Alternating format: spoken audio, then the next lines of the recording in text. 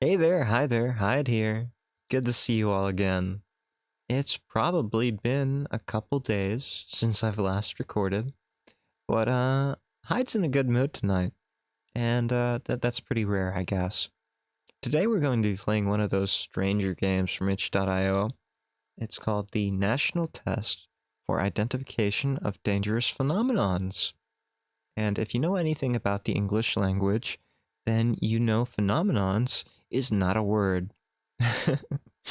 Phenomenons, um, the plural of phenomenon would be phenomena, which I think is Greek in origin. Without further ado, let's start the test. Boop, boop, boop, boop, boop, boop, boop, boop, boop, boop, boop, boop, boop, boop, boop, boop, boop, boop. I do like the slide projector. How do you assess this phenomenon? Well, we got a tubular cloud here, and I've never seen clouds so tubular. If you ever see anything so perfectly symmetrical in your life, it's probably dangerous, right? Like, have you ever seen something and thought, oh, that's entered the uncanny valley? Well, I guess the uncanny valley would just be like for human replicants. But if you've ever thought that something was too perfect in life, it would be this cloud right here. And anything that's so symmetrical and perfect, probably unsafe. What do we got? Morning glory. Status unsafe. Brief information. They cause sudden pressure surges and wind shear around them. The maximum documented diameter is 2 kilometers. I really wish they would give us like miles. Like 2 kilometers is probably about a mile, if I'm remembering correctly. 2 kilometers would be slightly more than a mile. The minimum documented height is 200 meters above the ground. I can understand why that would be unsafe. How do you assess this phenomenon? How do you assess this phenomenon? I really don't know what we're looking at here. Like, I see we have some puffy little clouds, and I see we have some contrails. Now, if we're talking chemtrails are... you see these little contrails here? Probably left by jets. And if you buy into conspiracy theories, then these might be chemtrails. Chemtrails have all sorts of different associated negative and harmful effects, as per the people who believe in the chemtrail conspiracy theories. I will make no judgment on their conspiracy theories other than to say they exist. Now, if we're talking about the clouds themselves, they look fairly safe. But if we're talking about the chemtrails, then they look very unsafe. We're going to err on the side of caution here and take the clouds at face value and call them safe. Cumulus clouds. Status safe. Yes, there goes my Earth history 8th grade high school education. Yeah? Like my 8th grade teacher would be very proud of me for remembering that those clouds are safe. Brief information. Cumulus clouds are low-level clouds, usually less than 2,000. It would be fewer. Usually less than 2,000 meters, 6,600 feet. Why did you give me feet this time? High, unless they are a more vertical form of cumulus cloud cluster. Something like a cumulonimbus cloud, maybe? I don't know. What else we got? How do you assess this phenomenon? That looks like a tornado, although it's a very interesting tornado. Like, you'll notice that the suction changes into a sort of spiral, right? Like, if you see that spiral, it's sort of like a Fibonacci sequence, that spiral, right? It just looks menacing. I don't know what this is, other than a tornado of some sort. It looks like it's in a fairly tropical environment. Maybe a desert, maybe a beach, but this is definitely a palm tree, right? So I'm gonna call this unsafe. Maybe that's some water going up it. Maybe a water tornado? Is that a thing? Water tornado, yes, yes it is a thing. Hyde gets it right with one. I didn't even know that was a thing. Brief information. A water tornado is a funnel-shaped vortex of air and water formed above the surface of a large reservoir and connected to a cumulus cloud. By its nature, it is similar to an ordinary tornado. Yeah. Um, there are a couple big sciencey words in there that you need to understand. Like reservoir here doesn't mean the kind of water source that you drink out of, right? A reservoir is just any storage space for water. It doesn't have to be drinking water. It could be any kind of lowland, a floodplain could even be a reservoir. Typically, it would be tributaries or things like lakes, ponds, oceans, creeks, rivers, streams. Those would all be reservoirs of water. And of course, there are man-made reservoirs as well, but it could be any of those. By its nature, it is similar to an ordinary tornado. I would hope so. The interesting thing would be that force equals mass times acceleration, right? And water has more mass than air. So I imagine a water tornado would have a lot more force behind it. So the same speed or velocity, because velocity would be the speed and direction, right? Because there's more mass, you would have more energy at the same speed and at the same direction of spin. Yeah, that makes more sense. So you could probably do a lot more damage with a water tornado than a regular tornado. That's not to say always the case, because a wind-based tornado probably can pick up other debris, and the debris has mass. So you always got to consider that. The debris that's picked up has more mass than the air of the tornado, and that's probably where most of the damage is coming from, isn't it? How do you assess this phenomenon? It looks like an optical illusion in the dark. Is this going to be one of those scary games where there's a jump scare in the next picture? Night blindness would be my guess. Night blindness is pretty unsafe. Creeping darkness. That sounds even cooler, doesn't it? Creeping darkness sounds like a band name. Brief information. If everything around you is turned completely black, then take the embryo pose. What? Hold on. If everything around you is turned completely black, then take the embryo pose. What do you mean the embryo pose? You mean like the fetal position? And lie down on the ground. That way they won't see you. Who won't see me? Like, what's in the creeping darkness here, game? Tell me more about the creeping darkness.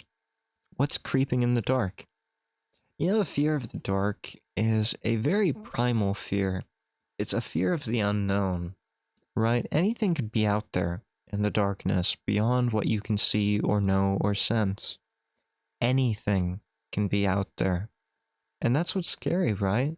Anxieties are scary because you don't know. Next, oh, ouch, ouch, ouch. Ah, God. My ears. How do you assess the phenomenon? This guy, he looks like he's high, right? Like, look at his eyes. His eyes are... There's no life in these eyes. The smile, it does not go into them. Like, look at the corner of his eyes. That's where you need to look when you're telling if his smile is genuine or forced. And I can tell you right now, this is the smile of a psychopath. Right? He's not feeling anything. There's no soul behind those eyes. Oh, he's alive or dead. I didn't even notice that. It's not safe or unsafe. It's alive or dead. He's dead.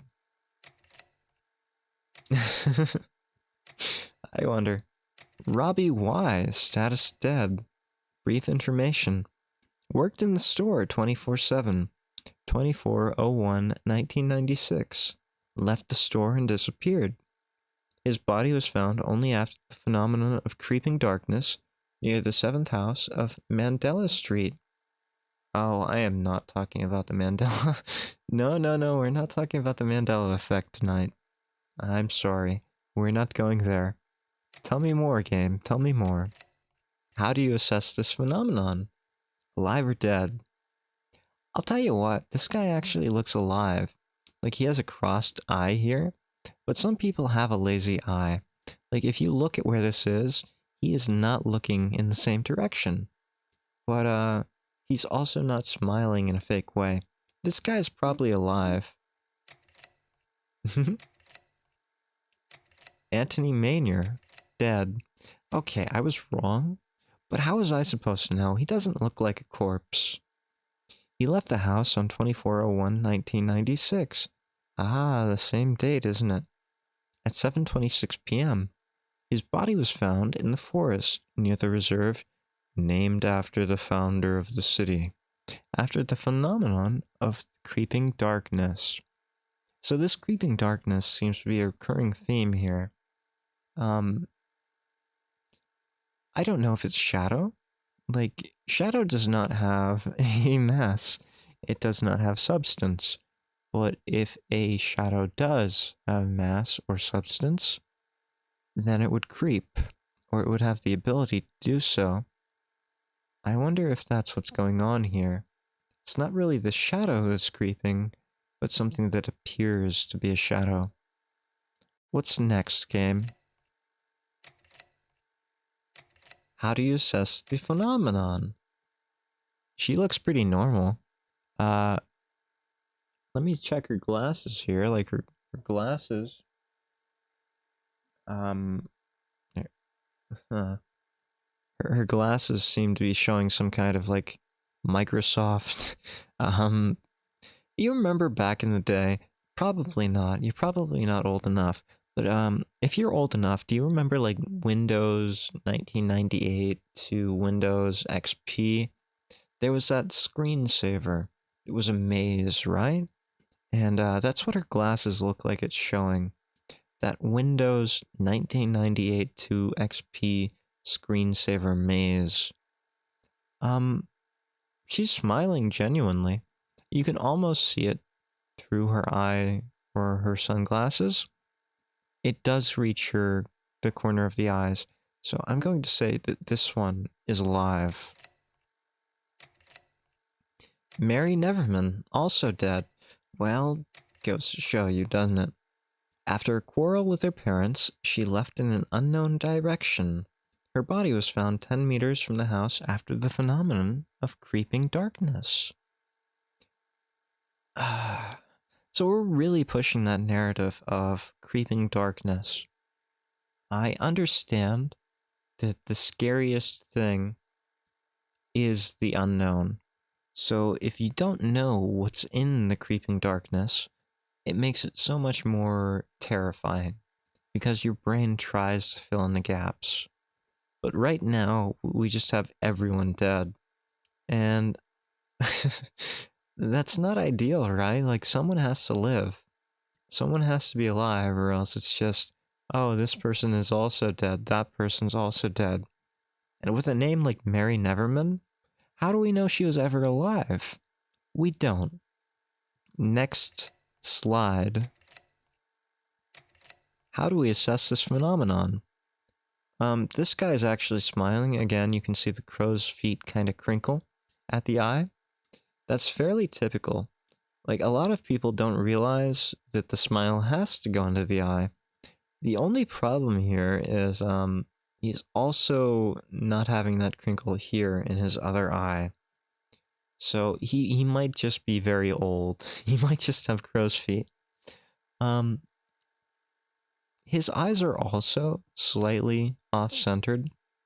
Like, you can see he has a lazy eye right here. It's looking out this direction, while his other eye is looking towards us. So that'd be us, right? I'm going to assume that this guy also died after the phenomenon of the creeping chaos. Nyarlathotep. The creeping darkness on 24/01/1996. He's dead. Angelo Martini, status dead. Yeah, figured. Brief information. He went out for a walk at the same time as the other victims of the creeping darkness phenomenon.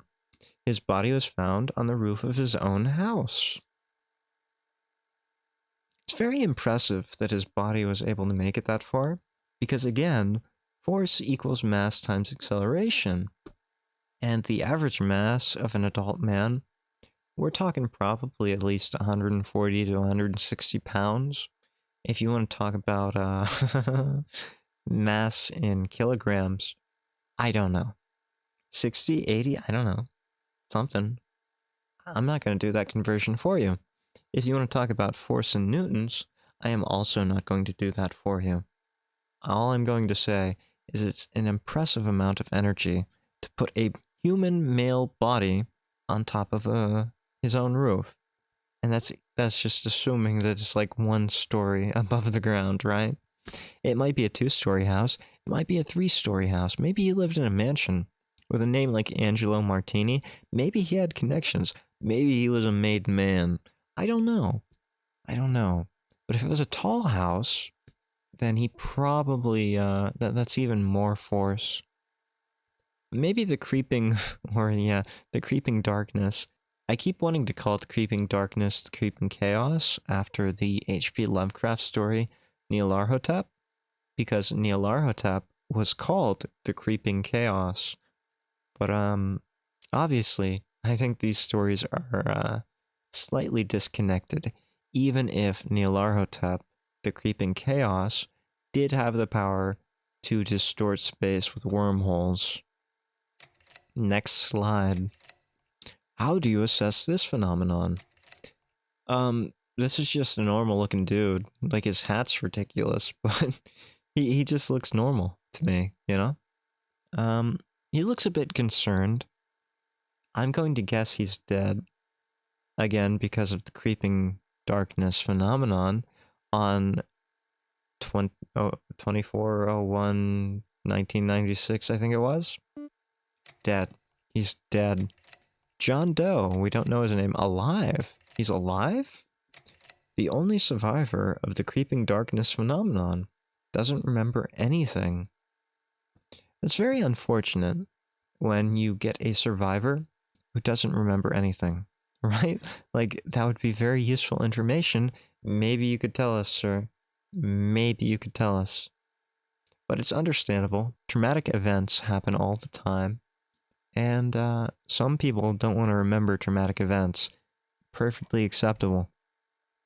So I won't blame John Doe. It's very sad that John Doe does not remember his own name, though. Yeah, if you get the designation John Doe, then that means you also wouldn't remember who you are, which is a very sad state of events. Although then again, maybe some people don't want to remember who they are, right? Like, have you ever wished you had another chance at a clean slate? Some people do, and I don't blame them if they ever have. It's a very common fantasy to want to start things over. But you really can't, can you, people? No, you gotta keep going. 9 times out of 10. Next slide. Ouch. Ouch, ouch, ouch my ears. Ouch, ouch. This is very loud. Unfortunately, they fell asleep. Half a smiley face, but one of them, he survived? Woke up. Yeah, John Doe woke up. Yeah, I saw the eye. The test. Your score? 5. The authorities are already aware of your result. Yeah, well, I'm sure I'm on several watch lists by now. It's not much of a surprise. This was a good game. I'm not sure if it was a game. It was a very interesting story, though. Like, I do want to know more about the creeping darkness. That seems like a very interesting concept. Something that could manipulate space and time and bodies, maybe. Right? Like, it can move mass all the way from the ground floor to a potentially multi-story building's roof. It's a very interesting concept, isn't it? I'd like to know what happened there. Was it a wormhole? Was it a physical entity in the shadow? Was it energy itself? We will never know, right? But, looks like the game closed on me as it ended too. I love it when they do that. 3 out of 5 cigarettes. I enjoyed myself thoroughly. Uh, um, I will see you all next time. But for now, hide out. Bye-bye.